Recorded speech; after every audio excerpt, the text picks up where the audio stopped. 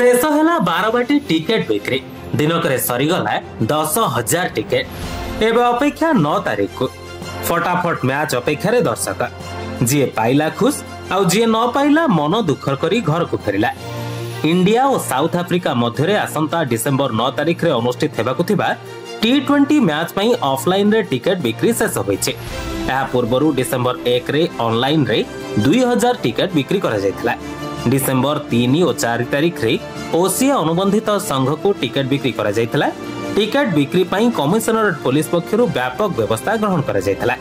Cuttack DCP निजे समस्त सुरक्षा व्यवस्थार तदारक करथिले। मैच दिन 40 प्लाटून फोर्स सुरक्षा रे नियोजित हेबे। यह छड़ा दर्शक बंधु आसंता 9 तारीख रे बारवाटी T20 मैच पई भुवनेश्वर विमानबंदर रे पहुंची दक्षिण आफ्रिका क्रिकेट दलर 5 खेलाड़ी। एही खेलाड़ी माने आसी भुवनेश्वर रे पहुंची डेविड मिलर को समेत 5 क्रिकेटर विमानबंदर रे पहुंची एठारु सेमाने सीधा सड़क मेफेयर होटल को जिबे। एथिपई विमानबंदर रे सुरक्षा व्यवस्था को कड़ाकड़ी करा जायचे।